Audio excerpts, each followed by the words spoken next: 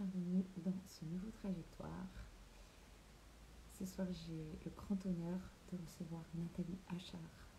Nathalie Achard qui va bientôt nous rejoindre et qui a bien voulu accepter mon invitation alors qu'elle doit être extrêmement demandée de partout.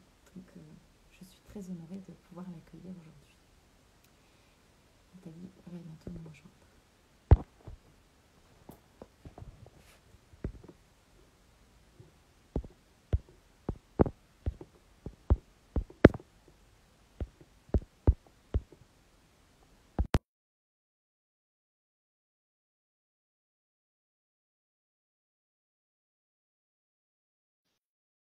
Sur le live.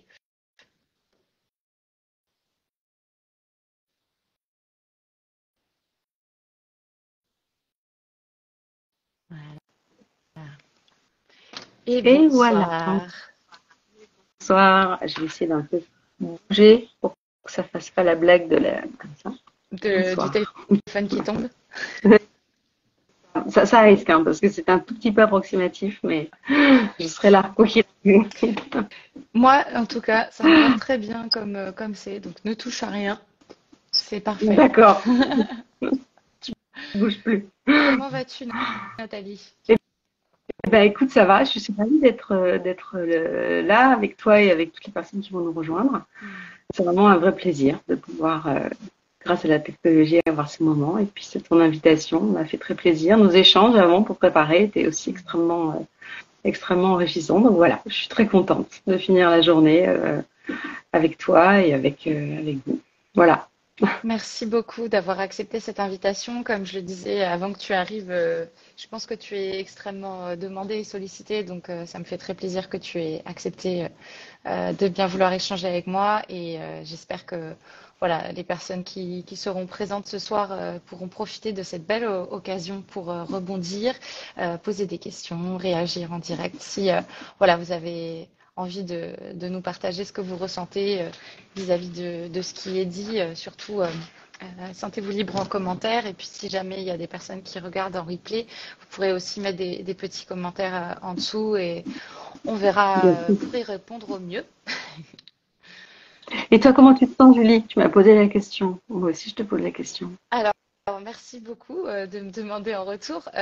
Moi, écoute, c'est un été assez mouvementé de mon côté et je suis actuellement en congé. Donc voilà, je prends cette soirée pour échanger avec toi parce qu'on sait bien que la vie d'entrepreneur fait que parfois, eh ben, on est en vacances, mais on n'est pas vraiment en vacances. D'accord. Bon, on va faire en sorte que ce soit plaisant. J'en profite pour saluer voilà, les quelques personnes que j'ai vu passer. Je connais Cécile, Valérie, j'ai dû peut-être en louper et c'est pas du tout volontaire. Parce que, ouais. Et les personnes que je ne connais pas.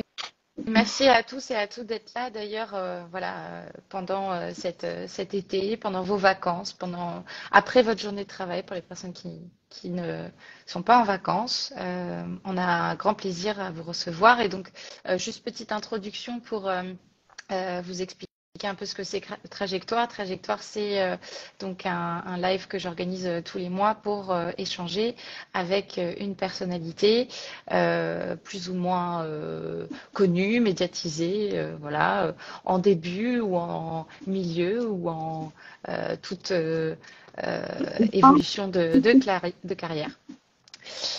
Voilà, donc tout ça pour dire que j'invite des artistes à chaque fois très différents et des créateurs très différents. Donc si vous avez des profils qui vous plaisent et que vous souhaiteriez me voir interviewer, entre guillemets, surtout sentez-vous libre de me proposer des profils. C'est toujours enrichissant pour moi.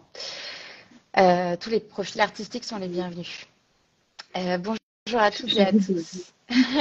Je connais des noms que je connais, donc c'est comme ça. Il y a tout le monde qui vient là, en tout cas, que tu connais, donc c'est cool. Ça va C'est être, génial, ça me fait très plaisir. ouais, ça va être assez interactif, je sens. Ah, j'espère en tout cas, oui, oui, oui. N'hésitez pas, hein, je préfère l'interactivité que juste parler. Ouais. Voilà. Bah, moi, en tout cas, je serai là pour te poser des questions et rebondir aussi sans problème. Super. Voilà, donc Nathalie, en fait, j'ai eu envie d'échanger avec toi ce soir parce que Eric Vanel, qui est un sculpteur avec qui j'ai eu la chance de collaborer, m'a proposé de nous mettre en relation. Et comme je recherchais quelqu'un qui écrivait, il m'a proposé ton profil, disons. Et quel profil, incroyable parcours que j'ai grand hâte de découvrir plus amplement avec toi ce soir. Donc si je n'oublie rien, tu es autrice, romancière, essayiste, conférencière, formatrice, facilitatrice et médiatrice en communication non violente. Rien que ça. Ben, c'est pas pratique de faire une carte de visite. Voilà. C'est le gros problème, c'est que voilà, quand on fait, j'ai beaucoup trop de temps pour expliquer tout ça. C'est rouge quand même, hein. Donc,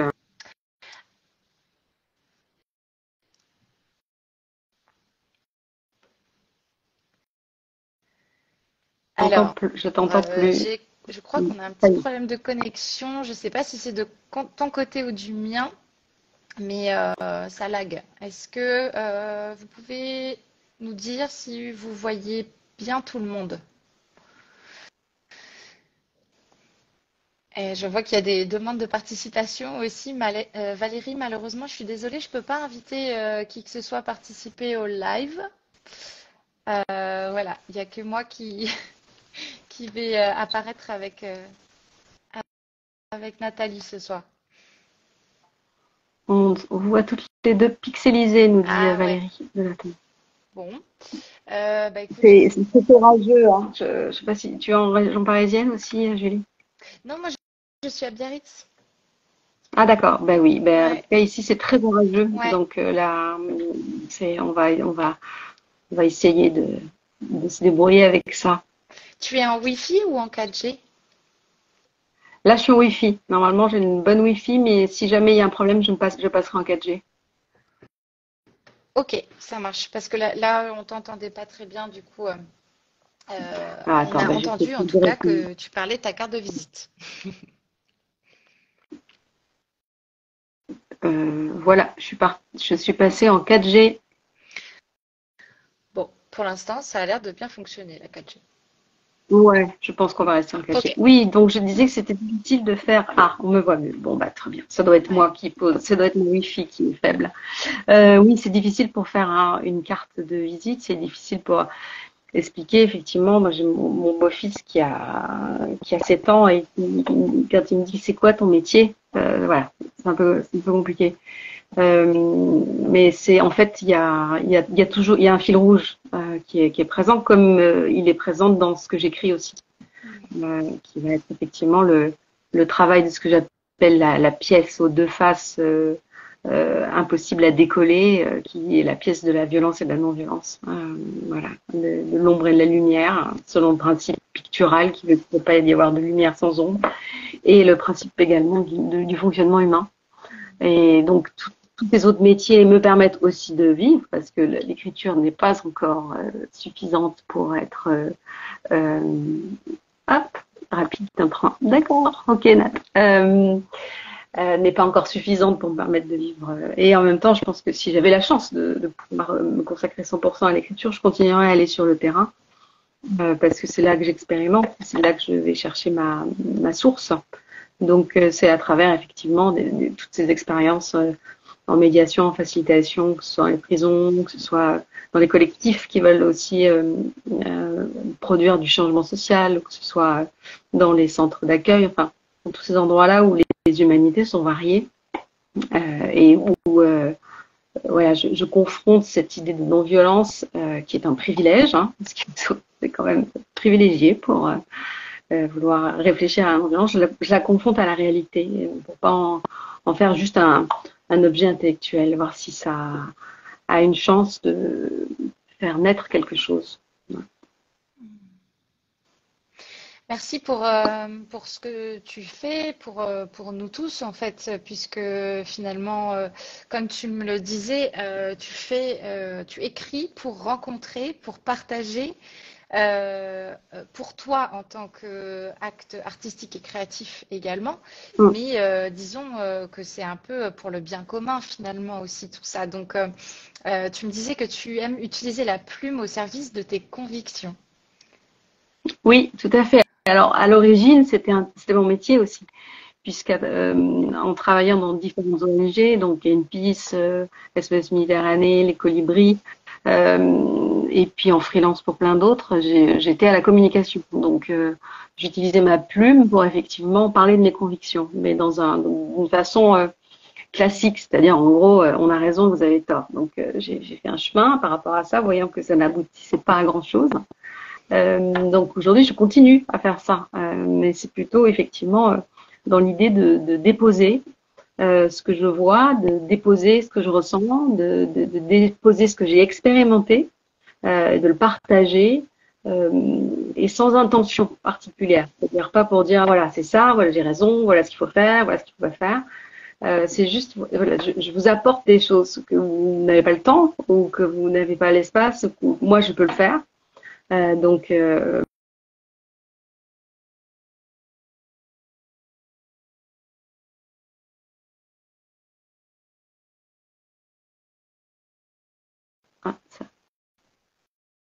voilà.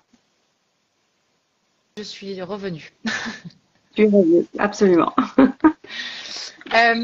Ok, ben, merci beaucoup pour ces petits mots d'introduction, disons. On va rentrer plus en détail dans tout ça. Mais j'aimerais du coup, si tu veux bien, comme on avait discuté ensemble, d'aller dans le passé, en fait, voir la petite Nathalie à l'époque, quel était son rapport à l'écriture et à cette facilitation, disons. Ça va pas paraître d'un banal absolu, mais en fait, j'ai toujours écrit.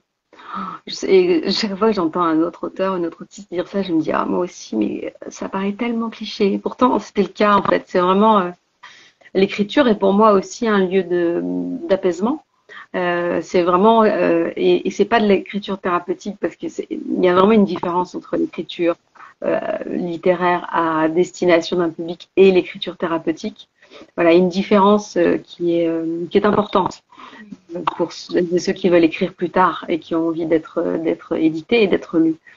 Et en même temps, c'est pour moi un endroit où je peux déposer, où je peux nettoyer, où je peux aussi, parce que j'aime les mots, parce que je lis beaucoup.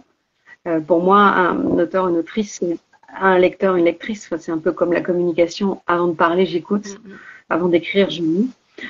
Donc c'est aussi si la SNCF. Et tant pis, je suis désolée pour toi quand même. Ça fait deux. C'est vraiment depuis que je suis toute petite cet endroit de cette bulle de voilà de préservation très clairement. Et pour la petite histoire, j'ai lu assez rapidement dans ma vie. J'ai très rapidement été fascinée par les textes. Ma première grande émotion, c'est les tragiques grecs. C'est super fun. Et à 10 ans, j'ai écrit une espèce de tragédie grecque. Je me souviens même plus le sujet. Salut. Je me souviens que j'étais hyper obsédée par le fait qu'il fallait que les archéologues du futur trouvent des choses de notre époque.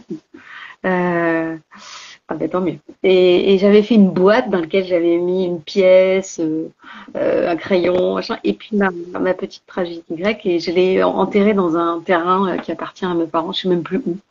Et donc il y a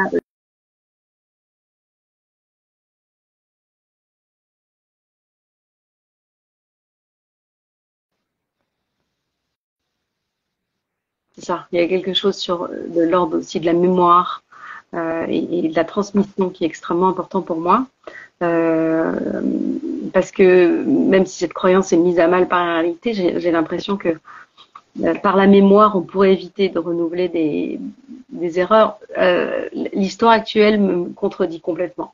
Mais voilà. Mais c'est ce sujet d'écriture pour la transmission, pour la mémoire, pour le partage aussi, parce que voilà, ces moments-là qu'on passe, les moments que je passe au salon, voilà, de voir de voir aussi du coup les lecteurs et les lectrices que je connais, avec qui voilà, qui écoutent, et puis je les écoute aussi. Je trouve que c'est vraiment bonsoir. C'est vraiment au cœur de l'humanité, quoi. C'est avant la télé, il y avait les veillées. Les veillées, c'était on se racontait des histoires. Les bardes ont eu les griots en Afrique. Enfin, il y a quelque chose qui est universel dans l'histoire, dans le conte et dans le partage du conte. Et Nancy Houston le dit très bien. Elle dit que nous sommes des êtres de récit. Et il est clair que toute l'organisation de l'humanité se fait à travers des récits, hein, plus ou moins bancals. Hein. Voilà, des grands récits. Comme je dis toujours, l'argent, c'est un récit. C'est-à-dire que, bah oui, vous feriez venir quelqu'un d'une autre planète et vous verrez donner un bout de papier pour avoir un morceau de pain. Vous se direz, mais c'est quoi cette histoire? Comment est-ce qu'on peut avoir un truc à manger contre un objet où on peut rien faire? Donc voilà, et donc c'est les grands récits, puis il y a les petits récits. Et donc chaque auteur et chaque autrice apporte une pierre à l'édifice de ces grands récits et de ce partage. Voilà, je trouve que c'est profondément humain en fait. Et du coup, est-ce que tu saurais expliquer pourquoi tu t'es dirigée plutôt vers des études de communication initialement, plutôt que vers des études artistiques, vers l'écriture ou quelque chose comme ça? Eh ben, ça s'appelle le récit familial, je lis. Et le récit sociétal. Tu connais, voilà, je pense qu'on est plein là à connaître. Ce serait bien sur les personnes qui sont présentes de savoir qui a vécu ça. J'étais une très bonne élève, hein, voilà, donc j'ai déjà échappé à l'école d'ingénieur. J'ai troqué un peu l'histoire contre une école de commerce. Hein. C'est vraiment, j'étais hyper pas bien, soyons clairs, même si c'était une super école de commerce. Voilà, je ne vois pas qu'il y ait une confusion entre l'école et moi, quoi. C'était pas du tout ce que je voulais faire. Mais voilà, bonne élève, il faut une étude supérieure, blablabla. Et j'ai toujours rêvé, effectivement, de faire j'ai repris des études d'histoire, du coup, après, en travaillant. Parce que c'était plus mon truc, déjà. Donc, voilà, j'ai doublé mes journées pour arriver à me nourrir à l'endroit où, une fois que j'avais rempli mes devoirs familiaux, de réussir là où il fallait réussir. Donc, et en même temps, j'ai pour principe de me dire que chaque expérience m'a appris des choses. Voilà. J'ai appris de cette école des choses qui m'ont permis de travailler en association. J'ai appris déjà ce que je ne voulais pas faire de façon très claire, c'est pas mal. Et voilà, j'ai eu la chance aussi, en tout cas j'ai travaillé la chance d'avoir une souplesse, on va dire, et de ne pas avoir peur de changer d'orientation à un moment donné pour faire ce qui me portait. Mais effectivement, j'ai pas du tout commencé à l'endroit où logiquement j'aurais dû être, c'est évident. Ça me parle effectivement, hein, ce que tu dis, parce que moi j'ai été aussi dans des études de communication dès que je suis sortie du lycée et en fait ça m'a beaucoup professionnalisée, ça m'a donné un cadre parce que j'ai été en stage tout de suite, donc j'ai mis les pieds dans le monde de l'entreprise, j'ai commencé à apprendre à collaborer avec les autres, enfin c'était plein de codes que j'avais besoin d'apprendre pour ce que je partage aujourd'hui finalement, donc pour les utiliser à bon escient. C'est ça, je dis toujours que en fait, parce que surtout quand j'étais en ONG, puis maintenant je dis toujours que je viens du côté obscur de la force. Parce que je suis une grande fan de Star Wars, donc je pourrais vous faire toutes les références là-dessus. Et qu'effectivement, la proposition de l'école de commerce, c'était vraiment le côté obscur, c'était facile, ça allait vite. Hein. J'aurais pu gagner vite beaucoup d'argent et rentrer dans un système, avec lequel je ne suis pas en accord, très clairement. Mais bon, c'est une épreuve, comme dans Star Wars, hein, quand Luke voit la bataille dans l'espace et qu'il voit ses amis en train de se faire battre et que l'empereur lui dit je peux te donner la puissance de changer là immédiatement l'issue de la bataille, mais il faut que tu me rejoignes. Forcément, c'est extrêmement tentant. Est-ce qu'il y Et, aurait quelque chose que tu pourrais dire par rapport à ces expériences que tu as eues, puisque tu as travaillé dans la publicité, et dans la communication, par rapport à ce que tu transmets aujourd'hui, notamment par rapport à la communication non violente? plein de choses en fait. Euh, on est dans un système qui cultive une violence à bas bruit permanente. C'est un peu comme une infection à bas bruit. Bon, elle commence à être un peu au bruit actuellement, mais c'est toujours un peu patraque, je sais pas pourquoi. Il n'y a pas trop de fièvre, mais en même temps, c'est voilà. Donc il y a cette violence et cette violence, elle est portée par plein de récits. Donc je travaille aussi sur les discriminations. Donc elle est portée par des tas de récits qui sont des récits majoritaires, des récits qui expliquent pourquoi on est quand même dans une situation que je trouve, de mon point de vue, assez problématique, hein, puisqu'il y a quand même une grande majorité des gens qui ne s'en sortent pas, qui souffrent, qui sont mis de côté, qui sont écrasés, qui sont méprisés. Donc voilà, de mon point de vue, je trouve ça inquiétant, injuste, insupportable. Et la publicité, le marketing, surfe sur ces récits dominants, voilà, sans aucune intention particulière, si ce n'est de faire de l'argent, sans une quand même d'intention. Et va souvent les soit en profiter pour faire du greenwashing, pour faire maintenant du gay friendly, pour faire du féminisme voilà, hollywoodien, pour faire. Genre Et donc, Barbie? va revenir. Et je n'ai pas vu. Donc, honnêtement, là, je ne veux pas me positionner. Mais de ce qu'on m'a dit, j'ai entendu beaucoup de choses qui vont de ce Ouais. côté-là. Donc, bon. Et qui, à mon avis, effectivement, il y a toujours cette double, voilà, ce doublé où c'est l'occasion, effectivement, de parler des problématiques et en même temps, ça les affaiblit parce qu'on se dit, bon, bah voilà, ça y est, c'est bon, on en a parlé, passons à autre chose. Donc, c'est embêtant. Et puis, tout ce marketing et toute cette publicité aussi va nous amener à consommer plus. Et donc, on est dans une société shooté à la dopamine, vous savez, c'est le neurotransmetteur du plaisir immédiat, et puis qui n'est jamais satisfait, donc qui veut toujours plus. Ça, c'est une violence énorme qu'on se fait à soi-même, qu'on va faire aux autres aussi, parce qu'il va y avoir du coup un désir permanent d'avoir plus. Et puis, si j'ai trop, il y a quelqu'un qui a moins, parce que tout est équilibré. En fait, on est dans une interdépendance, un système équilibré. Donc, ce que j'ai en trop, c'est que quelqu'un quelque part a en moi. C'est quand même aussi simple que ça. Et en même temps, mon cerveau est baigné là-dedans. Donc, pour moi, les raisons sont souvent pragmatiques et chimiques, hein, pas forcément que morales ou idéologiques. Donc, il y a toutes là, le sexisme va être augmenté avec l'intersectionnalité, avec le lookisme. Donc, voilà, le marketing va surfer sur l'obligation des femmes à avoir une apparence, une telle ou telle apparence pour entrer dans le schéma de ce qu'on attend d'elle. Donc, je sais pas, c'est 2600 € par an en moyenne de dépenses cosmétiques en France par femme, vous voyez. Donc, moi, je sais que je dois en dépenser 200, donc ça veut dire que quelqu'un on dépense 5000.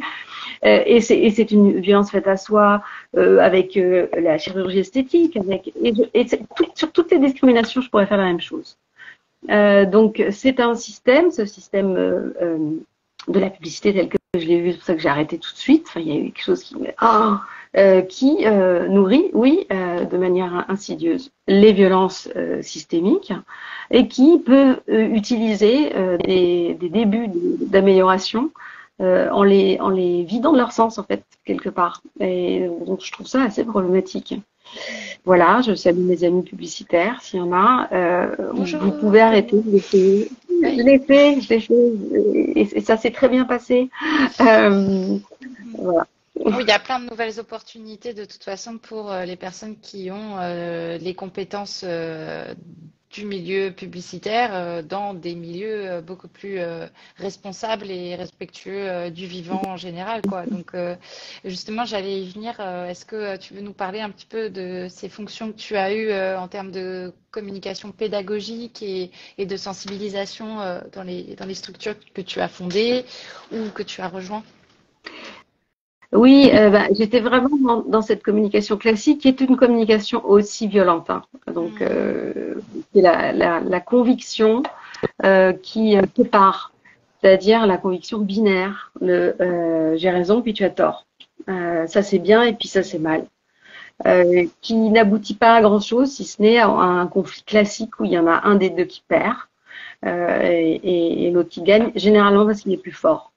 Voilà, donc et c'est un système, hein, c'est un récit, c'est un système dans lequel, de fait, si on ne prend pas le temps de faire un peu ce recul, même le discours de changement sociétal utilise les mêmes systèmes que les systèmes qui veulent que les structures veulent changer.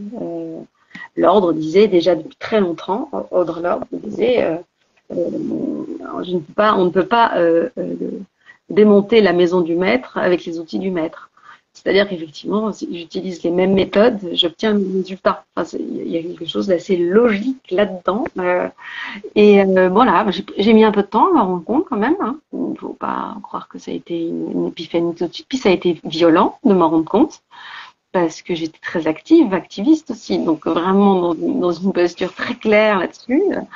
Et donc quelque part dogmatique. Et le dogme et l'idéologie, c'est très rassurant, hein. C'est facile. Enfin, je veux dire, il y a un truc à suivre. On ne demande pas plus de réfléchir que ça, quoi. Je sais que j'ai raison. C'est quand même la position la plus confortable au monde. Donc en sortir, ça pique un peu, hein. C'est un euphémisme. Ça fait même très mal.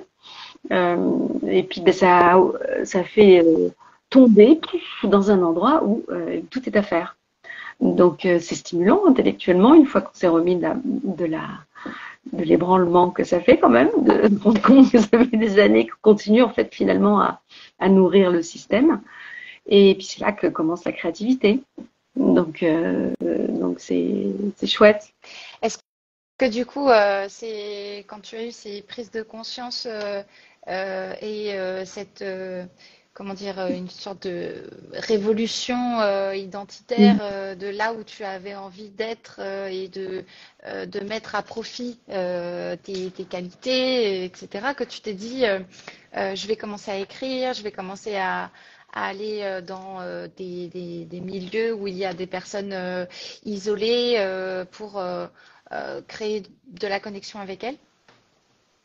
Alors, en fait, c'est plus en arborescence que ça. Il faut savoir déjà que mon premier job en sortant de l'école de commerce, c'était un job où j'étais, vous voyez, vous imaginez, jeune sortie d'école de commerce, 22 ans, j'avais fait qu'1 an de prépa, donc voilà, et puis on nous avait gavé la tête en disant qu'on était l'élite de demain. Enfin, toutes les personnes qui ont fait des écoles comme ça savent quelle est l'idéologie derrière, très élitiste et très classiste, hein, qui est derrière, c'est vraiment incroyable. Et moi, je me retrouve volontairement, tout à fait volontairement, dans une petite cellule qui était chargée d'aider des personnes qui étaient licenciées à retrouver du travail. Et j'étais à Lille, hein, donc voilà. Donc c'était les decks, hein, l'école. On va arrêter, on va trianguler comme ça, on sait. Disons les gros mots, voilà. Non, puis voilà, c'était sans doute l'école de commerce qui m'allait le plus dans les possibilités. Donc vraiment, voilà, c'était pas si mal. Et donc, et là, je découvre un monde terrible.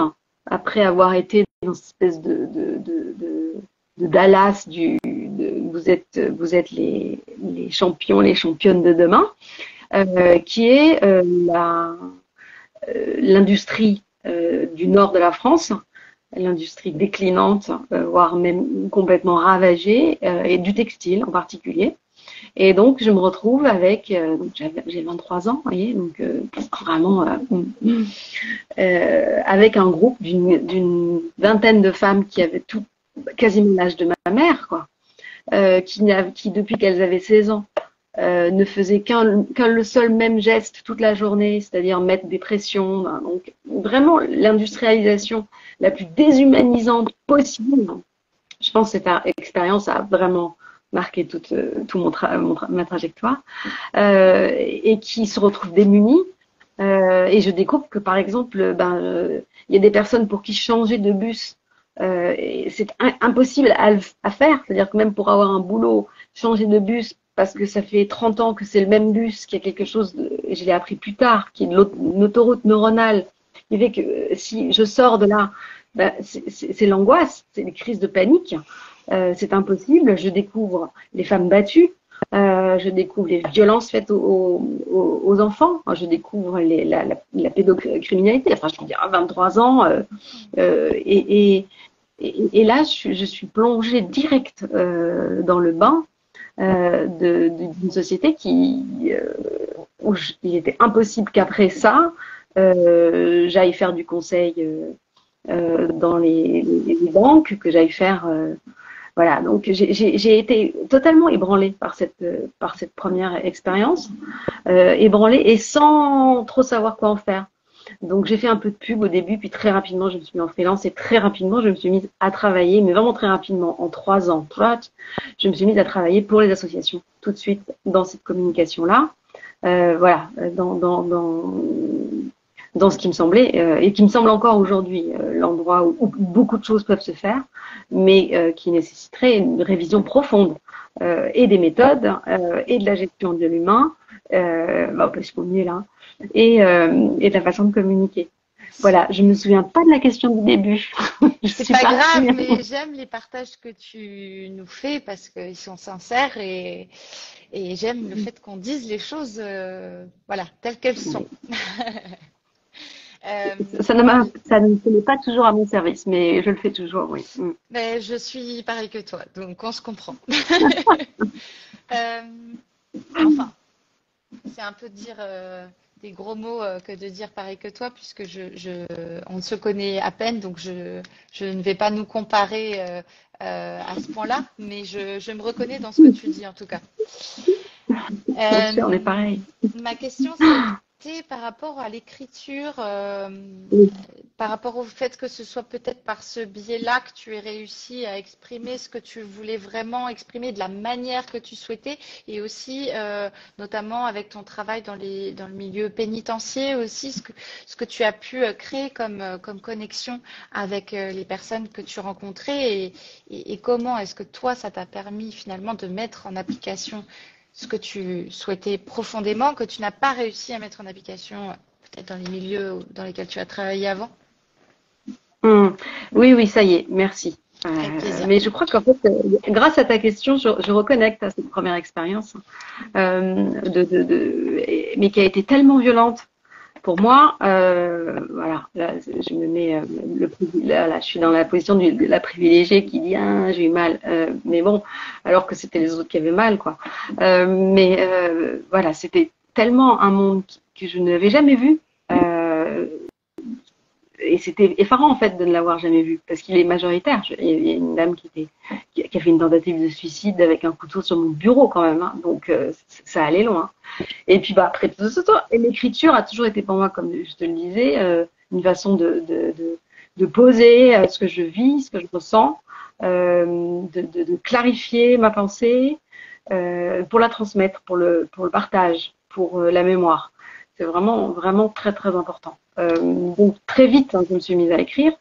Il faut savoir que la maison est pleine de manuscrits. Je pense que les 3/4 ne seront jamais édités.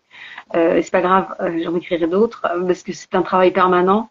Et tout ce qui est écrit n'est pas forcément montrable, tout ce qui est écrit n'est pas forcément éditable, tout ce qui est écrit n'est pas forcément à partager.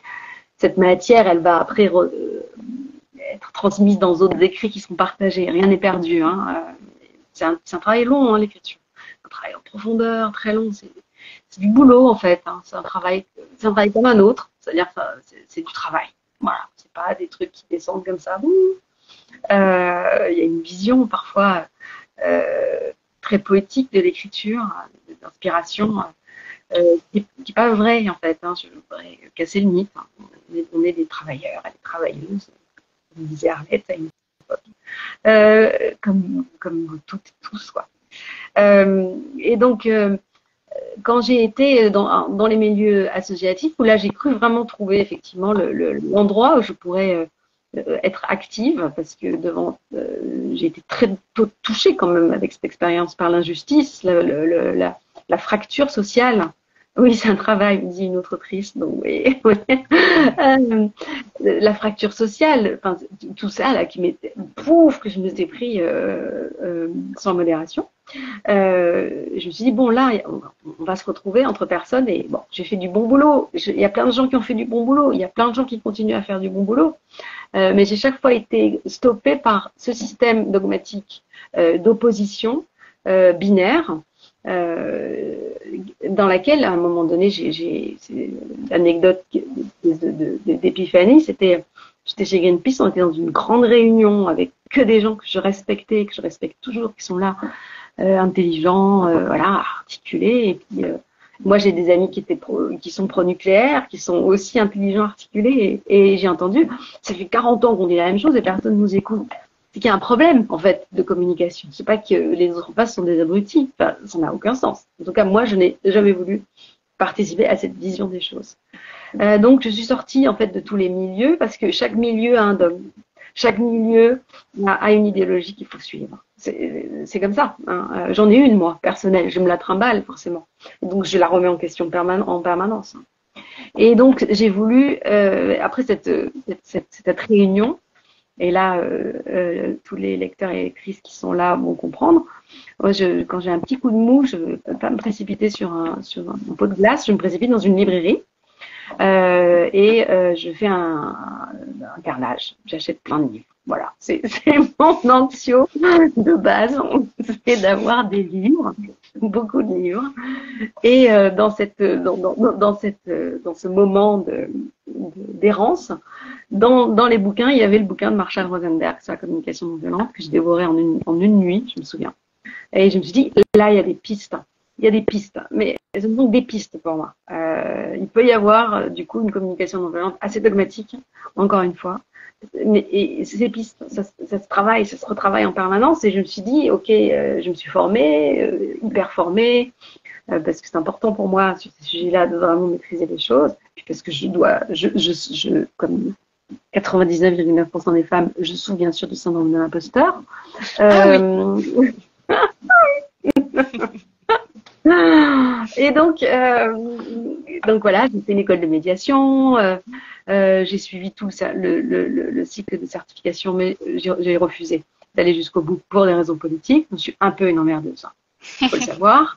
Et je me suis dit, ok, les idées sont formidables, mais j'ai envie de voir ce que ça donne en vrai, parce que je continue à voir quand même l'état du monde. Et donc, je suis allée dans les pires endroits. Les pires au sens de la difficulté. La rencontre et pas au sens du jugement, c'est de la difficulté. Donc, avec la prison, et avec la prison sur deux types de populations, les hommes condamnés pour violences sexuelles et sexistes et les hommes condamnés pour association de malfaiteurs à visée terroriste, on va dire terroriste pour simplifier les choses. Donc là, effectivement, au cœur d'un dogme de violence systémique terrible. Et là, je me suis dit, ma fille, si tu n'arrives pas à rentrer en communication, si tu n'arrives pas à te connecter, toutes ces histoires de non-violence, même s'il y a Gandhi, même si ça ne reste que quelques personnages, comment est-ce qu'on va pouvoir le faire au quotidien? Et j'ai vécu des choses extraordinaires, très douloureuses, très lourdes, très très clairement, d'une violence infinie et des moments de pure humanité et vraiment au cœur même de ce que nous sommes capables de faire, de mieux, de plus doux, de plus humain, dans des cavernes sombres, dans des lieux de terreur terrifiants. Et là, je l'ai mise en pratique. Et là, j'ai vu qu'il y avait des choses à faire, à repenser, à travailler. Là, je réfléchis justement à un nouvel essai que je vais écrire sur les limites d'une non-violence purement de privilégiés, qui, en gros, demande un peu quand même à ceux qui souffrent de dire les choses gentiment. Malgré tout, non, les gens qui souffrent ne peuvent pas dire les choses gentiment. Je prends un coup de marteau sur mon doigt, je vais pas dire, bon, je voudrais pas te déranger, mais là, je crois que j'ai mon doigt qui est cassé. Donc, c'est pas possible, hein, on est d'accord. Donc, il y a un travail à faire aussi par rapport à ça, mais collectif et pas individuel. Et c'est pour ça que j'ai écrit ces essais, et c'est pour ça que j'ai écrit ces romans aussi, parce que il y a une noirceur individuelle, une ombre dans chacun d'entre nous et chacune d'entre nous, qui est notre histoire personnelle, nos blessures, la société telle que on la vit, telle qu'elle nous fait souffrir ou telle que l'on fait souffrir les autres, qu'il est indispensable de connecter, au même titre que je suis allée connecter la noirceur de ces hommes au fin fond de ce QPR, à la santé. Là, on était dans une bulle, là, comme ça, comme si ça allait exploser. Et je ne pratique pas le thriller avec ce que j'appelle le monstre utile, c'est-à-dire le serial killer absolument complètement dingue, qui fait comme je dis, des shorts avec la peau des gens, et qui me permet de dire, oh ben moi je suis pas comme ça. Moi non, moi quand même, il est complètement dingue.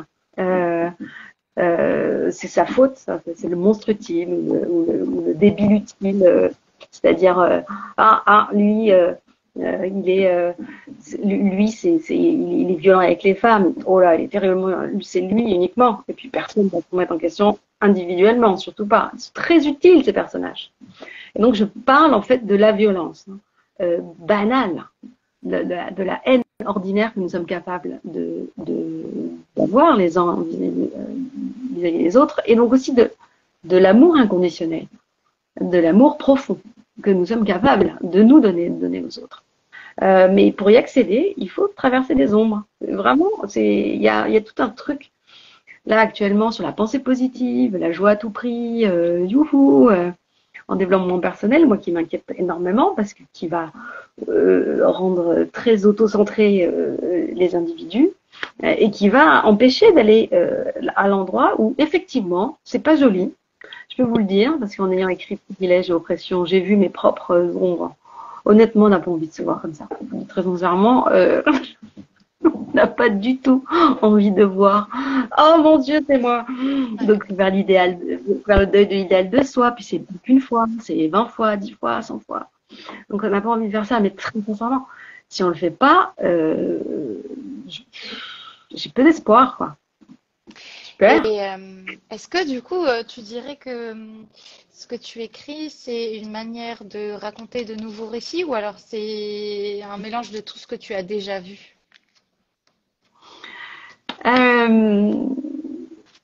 J'aimerais raconter un nouveau récit, bien évidemment. Mais avant de le raconter, le nouveau récit, je trouve important de montrer le récit que l'on ne voit pas. Parce que c'est un peu effectivement ce qui est... oui, il faut les deux. Ouais, c'est exactement ça. Il y a toute il y a toute une mouvance qui dit il faut écrire un nouveau récit. Nous devons écrire collectivement un nouveau récit. Je suis complètement d'accord, bien évidemment. Et c'est la particularité de l'être humain, c'est de marcher ensemble sur la base de récits collectifs. Cependant, la page n'est pas vierge. Elle est pleine des récits précédents. Mais on ne les voit pas. On a l'impression qu'elle est vierge, cette page, parce qu'on ne les voit pas. Et donc, c'est de l'encre, comme de l'encre au citron, là. Il va falloir passer un petit coup à la lumière. Et donc, là, je pense que mon passage là sur Terre, ce sera essentiellement de montrer les récits qui sont présents, les récits que l'on ne voit pas, les récits que l'on ne veut pas voir, les récits qui se cachent, les récits que je nourris aussi sans m'en rendre compte. C'est déjà un taf énorme en fait de les montrer et puis de donner envie aux gens de les lire. Parce que c'est pas forcément non plus voilà, on dit oui mais les gens ont besoin de lire des trucs rigolos. Oui, je comprends et on peut faire les deux, je pense. Et donc déjà de les montrer et puis après quand cette page on verra que la page est pleine déjà. Il va vraiment l'idée de tourner la page là aura du sens.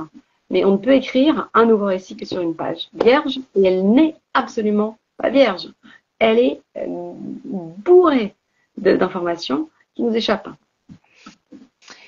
Du coup, le format roman te permet peut-être plus de possibilités d'intégration des personnes justement qui n'ont pas l'habitude de lire des choses sérieuses, entre guillemets, et qui ont envie d'avoir cet aspect ludique pour se plonger dans des sujets de société.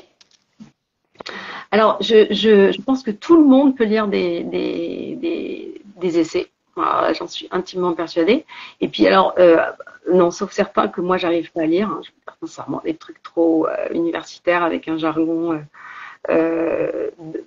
vraiment qui crée de l'entre-soi. Je balance, hein, là. C'est vrai que je suis en... Mais, et je travaille à ce que mes essais soient, on m'a toujours dit, faciles à lire, même drôle et accessible. Je pense que c'est important. Mais je pense il y a un truc, il y a une division mentale qu'on s'est imposée soi-même et qu'on impose aux autres. Il y a une littérature. Alors là, déjà, il y a les essais, la littérature blanche, il y a la littérature noire et les autres littératures, un peu comme les trucs un peu durs et bien, et puis les trucs un peu faciles et pas bien. Alors là, pas du tout. Tout ça, c'est la même chose. À partir du moment où on a l'appétence pour la lecture, je pense que tout le monde peut lire tout. Voilà, c'est vraiment ma croyance profonde. La plume romanesque, c'est parce que de mon expérience, j'ai appris autant dans les essais que dans les livres, les romans. Voilà, moi je sais que j'ai appris autant dans les deux, parce que ça va stimuler effectivement d'autres parties du cerveau, qu'il est plus facile d'accéder à l'émotion et provoquer l'émotion chez son lecteur et sa lectrice par un roman que par un essai, même s'il peut y avoir des épiphanies dans un essai, et que l'émotion va stimuler plein d'autres choses dans le cerveau, que j'adore écrire des histoires. Ça, c'est aussi mon histoire à moi, c'est que je racontais des histoires, inventer des personnages, et les écouter me raconter leur histoire, et que oui, ça permet de traiter de sujets de société. Mon roman noir est social, très clairement, de traiter des sujets de société en les rendant vivants, en les rendant, du coup, en les faisant incarner par des personnages dans lesquels je peux me voir, ou qui me rappellent quelqu'un. C'est-à-dire vraiment, on va être sur quelque chose de plus vivant, quasiment de plus interactif. Et puis, moi, j'adore parce que dans les essais, les retours que j'ai sur les essais sont intéressants, toujours, hein, mais ils sont techniques. Les retours sur les romans, je sais plus quel auteur a dit qu'un roman s'écrivait à deux. Il y avait l'auteur, l'autrice, et puis il y avait le lecteur et la lectrice. Et là, à cet endroit, un roman, c'est magique. C'est que voilà, quand il y a des chroniques ou des gens qui me parlaient, je découvre des choses que j'avais pas vues moi-même. Et donc, c'est là où je me dis qu'il y a quelque chose de plus subtil, hein, qui va se jouer dans moi, mon écriture. Bien évidemment, parce qu'il faut il est hors de question que je fasse des pages Wikipédia sur la problématique des discriminations. Au milieu du roman, c'est hyper chiant. Donc moi, j'ai à travailler ça, donc ça me stimule intellectuellement aussi. Et je sais que je vais aller toucher une partie du lecteur et de la lectrice qui est complètement différent, et que les échanges peuvent être beaucoup plus riches que sur la base d'un essai, finalement. Oui, je pense que chaque personne a profondément besoin de pouvoir s'identifier pour se sentir relié finalement. Donc, d'où le fait que les personnages dans un roman puissent nous permettre d'avoir accès à des choses grâce aux émotions qu'on va reconnaître, ou au parcours de vie qu'on va reconnaître chez eux. Ou détester chez eux. Oui, ou détester chez eux. Ouais. Moi, je sais que mon premier roman a été un peu dur au début, parce que il y a vraiment aucun personnage qui crée de l'empathie. Et vraiment, j'ai fait exprès en testant ça. très peu d'empathie. Et puis, bien, ça a fonctionné, il s'est passé quelque chose. Au début, c'était un peu difficile. Puis après, il y a eu un intérêt. Bon, j'avais poussé exprès un peu quand même les potards, des problématiques relationnelles entre les personnages. Mais pour voir effectivement, est-ce qu'il est possible aussi de rentrer en lien parce que quand je rentrais dans la salle où il y avait des cellules terroristes, je ne peux pas m'identifier en premier lieu, bien évidemment. Et pourtant, ça ne pouvait être que par l'empathie que je pouvais créer du lien. Vous voyez, c'est là où il y a cette espèce de double marche qu'il est important de monter pour pouvoir rentrer en lien avec l'autre qui, a priori, est détestable. Et pourtant, si j'en ai la capacité à ce moment-là, si bien sûr il n'y a absolument aucune obligation, je peux créer un autre chemin de discussion qui peut être là un chemin de restauration du lien et de restauration avec la société. Puisque le problème des prisons, c'est qu'elles se remplissent, elles se remplissent, elles se remplissent, qu'on n'a pas vu beaucoup d'effets d'effets positifs de la punition. Je vois, moi, où j'ai raté quelque chose. Il y a quelqu'un qui dit ah mince, oh, ben oui, bien sûr, excusez-moi, j'avais oublié qu'il fallait pas tuer. Ah là là, my bad. Ok. Et punissez-moi puis l'arrêtez. J'ai pas vu. Moi, j'ai vu que les prisons étaient des machines à créer de la haine contre le système, des machines à créer encore plus de détestation, encore plus de violence, parce que le traitement à l'intérieur de cette vision, on peut se dire, voilà, ils sont auprès de la princesse dans des conditions extraordinaires. Honnêtement, enfin, c'est pas vrai. Enfin, j'y suis allée, c'est faux, c'est complètement faux. Et comment sortir de là en disant non, mais ça y est, j'ai compris, j'ai été punie parce que j'ai fait une bêtise, merci, je vais pas recommencer. C'est impossible, c'est absolument impossible. Donc c'est pour ça qu'il y a cette justice restauratrice dont je parle parfois aussi. Il y a eu ce film qui était pas mal aussi, mais qui a oublié de parler de toute la difficulté de faire cohabiter une justice punitive et une justice restauratrice. Bien évidemment qu'il est indispensable à un moment donné de sortir certains individus de la société quand ils commettent de manière, même une fois, plus de manière récurrente, des actes qui sont préjudiciables, toxiques, hein, qui ont un impact sur le vivant, au sens large du terme pour moi. Hein. Bien évidemment, mais on fait quelque chose. C'est-à-dire qu'effectivement, on va travailler avec eux pour que quelque chose soit restauré et que la société soit restaurée aussi. Parce qu'il ne faut pas se faire d'illusions. Hein. Quand il y a un acte de violence qui est posé, il ne concerne pas que les deux personnes qui sont concernées par l'acte de violence. Nous sommes interdépendants et interdépendants. C'est extrêmement important de le garder en tête. Donc, c'est comme lancer un caillou dans l'eau, ça fait des cercles concentriques comme ça. Et donc, la violence qui concerne deux personnes a un impact sur tout le groupe. Les proches, bien sûr, la famille, amis, quartier, et puis société. Et donc, si on ne travaille pas là-dessus, on se contente juste de punir. Il y avait un psychologue qui disait que la punition avait une qualité, c'était de se permettre de refaire la même bêtise, mais sans se faire prendre cette fois-là, la prochaine fois. Et c'est en communication non violente, on appelle ça la force de protection. Il y a un moment donné, effectivement, il faut protéger, donc mettre hors de la société. Il y a un moment donné, il faut effectivement empêcher que les choses se passent, hein, mais c'est pas pour juste punir, pour restaurer. Il y a les Indiens Kogi, que j'aime beaucoup, ou Koji, ça dépend comment vous prononcez, en Amérique du Sud, qui ont inventé la CNV bien avant nous, qui ont inventé la médiation bien avant nous, qui ont tout inventé en fait, bien avant nous. On nous appelle les petits frères, hein, c'est pour dire, ils ont bien raison. Ils sont catastrophés par ce que nous faisons. Et leur système de justice, c'est-à-dire, si quelqu'un a commis un méfait, c'est qu'on lui a mal expliqué en fait comment il était nécessaire de faire société. Je trouve ça extraordinaire. Alors, bien sûr, c'est vraiment extraordinaire. Et alors, pour la petite histoire, parce que j'adore cette petite histoire, ils sont prêts à initier nos dirigeantes et nos dirigeants à leur savoir. Voilà, ils ont un savoir de la nature exceptionnelle, hein, vraiment extraordinaire. Et donc, pour devenir, pour récupérer leur immense savoir qui est juste extraordinaire. Et alors, il y a plusieurs qui ont été intéressés, qui sont arrivés avec leurs hélicoptères et qui ont demandé ça prend combien de jours? Et les coquilles, ils ont regardé avec les yeux, ils ont dit ça prend 15 ans. Et donc, ils sont tous contents. Donc, la mauvaise nouvelle, c'est qu'il n'y a aucun de nos dirigeants qui a été initié à la sagesse que 15 ans. C'est pas sérieux. Bon, l'intelligence artificielle va venir aider à tout ça. Je rigole. Mais oui, bien sûr, au moins, il y en aura une, même si elle est artificielle. Bon, le temps passe extrêmement vite, Nathalie, et je t'écouterai des heures, mais il y a encore quelques petites questions que j'ai envie de te poser avant qu'on se quitte.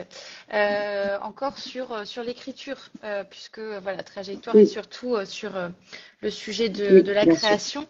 Est-ce que tu veux bien nous raconter, donc avec les quelques minutes qui nous restent, comment ça s'est concrétisé ces projets d'écriture et quels conseils tu donnerais à quelqu'un qui a envie de se lancer dans l'écriture en général d'un essai ou d'un roman? Comment ça s'est concrétisé? Donc j'ai écrit depuis donc toujours. Je pense que c'est nécessaire d'avoir un goût vraiment fort. Ça paraît complètement stupide, mais je le dis quand même. Un goût fort pour l'écriture et la lecture. Voilà, ça fait vieux jeu, mais je crois quand même que c'est important de le dire et que c'est une discipline. Ça aussi, ça fait vieux jeu. C'est-à-dire que c'est vraiment un travail. Enfin, les auteurs et les autrices que j'ai vu passer et dire oui, c'est un travail, quoi. Donc, c'est une pratique.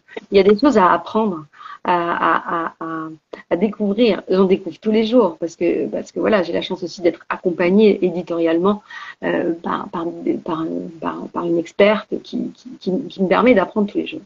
Donc, c'est d'avoir un goût fort pour l'écriture, d'avoir une intention.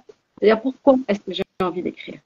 Quelle est mon intention? J'écris pour qui? J'écris pourquoi? J'écris pour même pas quel est le sujet, c'est l'intention. C'est-à-dire c'est quoi? Moi je vous parle du partage et de la mémoire, je vous parle de montrer les récits qui sont invisibles pour pouvoir écrire de nouveaux récits. Je vous ai donné mes intentions. Et chacune et chacun a d'autres intentions. Mais clarifier cette intention, c'est hyper important. C'est très aidant pour écrire aussi, hein. C'est pas juste... c'est très très aidant pour écrire. Comment ça s'est concrétisé? Moi, c'est parce que, voilà, j'écrivais toujours. J'avais en tête un livre justement sur la CNV, la communication non violente, mais politique et non pas développement personnel, comme elle est quand même essentiellement en France. Et voilà, parfois les choses, il y a des alignements qui ont lieu. Et une éditrice m'a contactée en me disant, est-ce que ça vous dirait d'écrire un livre sur la communication non violente? Voilà. Bon, parfait. Voilà. Donc ça c'est pas très aidant hein, comme conseil parce que là c'est l'intention. Oui, parce que c'était important pour moi d'écrire. Je crois qu'il y a quelque chose qui est profond. C'est important pour moi d'écrire. Je crois que ça c'est quelque chose qui est au cœur pour moi en tant qu'autrice de l'acte d'écriture et de ce qui comment ça va se transformer, comment ça va être partagé. Donc après de fil en aiguille, ce premier bouquin a bien fonctionné, a trouvé un public et est sorti pourtant exactement 3 semaines avant le Covid, donc c'était quand même parti pour être une catastrophe. Mais voilà, il y a eu plein de conférences, j'ai pu faire plein de conférences et à la sortie de Covid, il était au bon moment en même temps, c'est paradoxal. Hein. Donc il y a eu privilège et puis voilà, et puis j'ai un jour à mon éditrice, j'ai dit j'écris d'autres choses aussi. Donc là il y a eu une petite angoisse en disant oh mon Dieu, des romans sur la CNV, ça va être une catastrophe.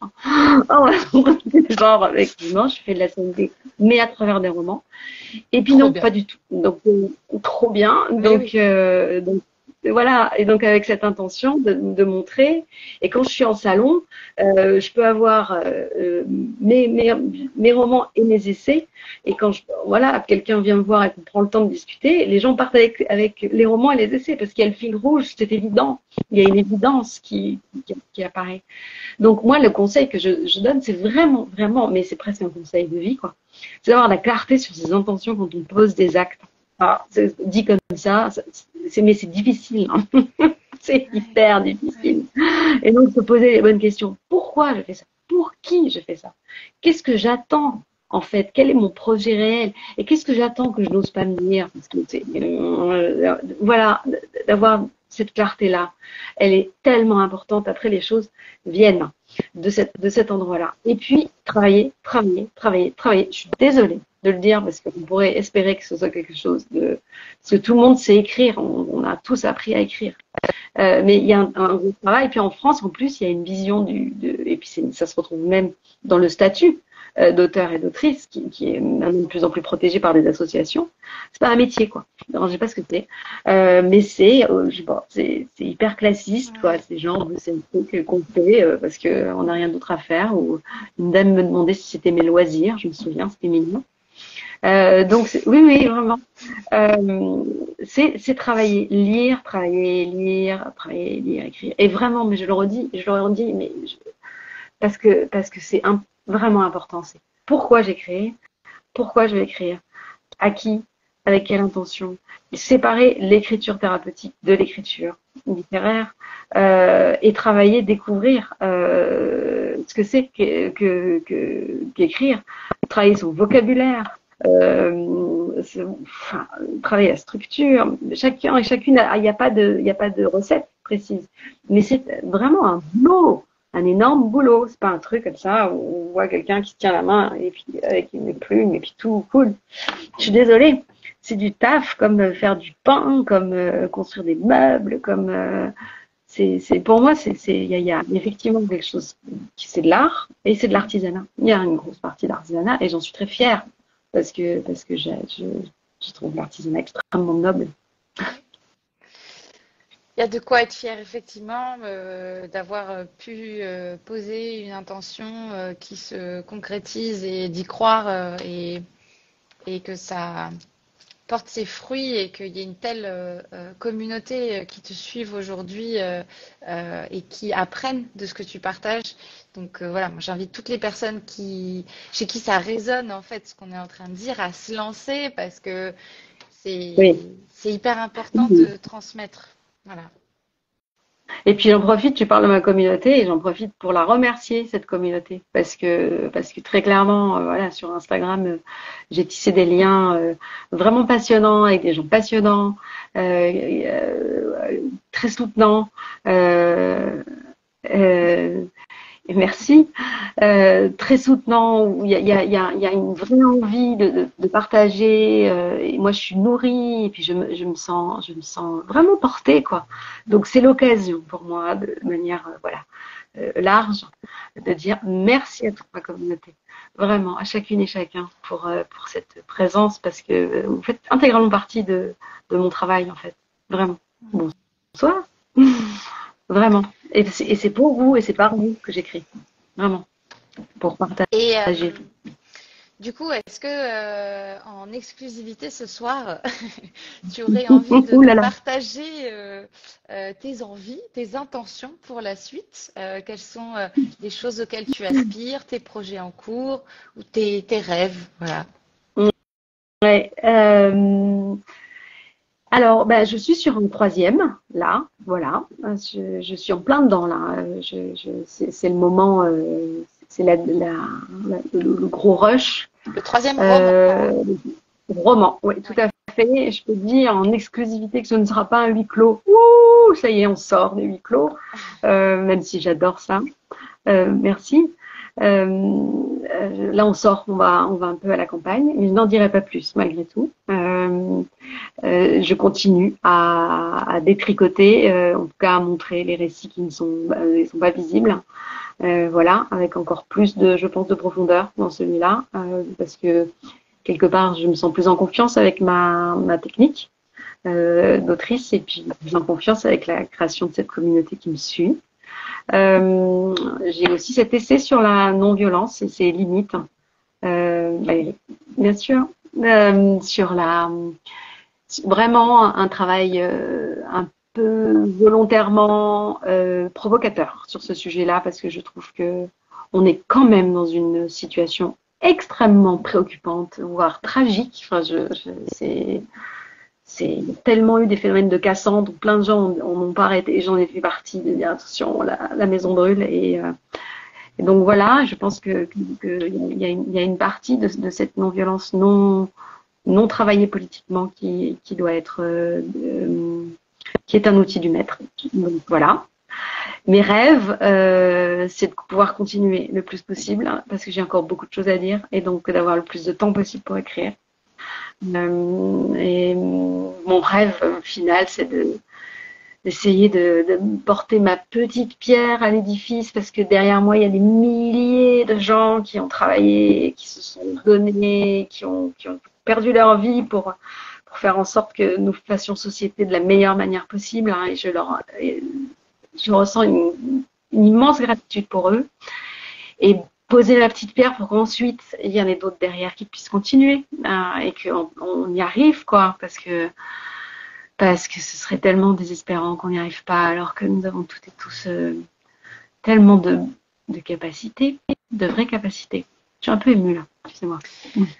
Moi aussi, j'ai beaucoup de frissons qui me traversent en t'entendant. Merci infiniment, Nathalie, pour ces mots qui résonnent fort. Et on a beaucoup de chance d'avoir des personnes comme toi qui voilà, viennent mettre des mots sur ce qu'on vit. Donc, continue. Moi, j'ai pas encore lu tes livres, donc voilà, je suis pas la personne la mieux placée pour en juger, mais là, l'heure qu'on vient de passer ensemble me donne envie de courir à la librairie indépendante, la plus proche. Rembourser Nathalie par la Sécu. Oh bah écoutez, c'est une punchline intéressante. Merci. Merci Julie de m'avoir donné cette opportunité de m'exprimer. C'est tellement précieux. C'est un cadeau. Donc je te remercie pour ce cadeau. Et puis merci à Eric. Alors il faut savoir qu'Eric est un ami de vieux ami qui lui aussi a fait un changement de carrière et qui a vécu sa passion. J'ai beaucoup d'admiration et très très inspirant aussi. Donc voilà. Nous sommes des milliers. Il faut savoir que nous sommes des milliers comme ça. Et le truc c'est qu'on se retrouve, quoi. On n'a pas l'impression d'être seul. Oui. Nous sommes des milliers.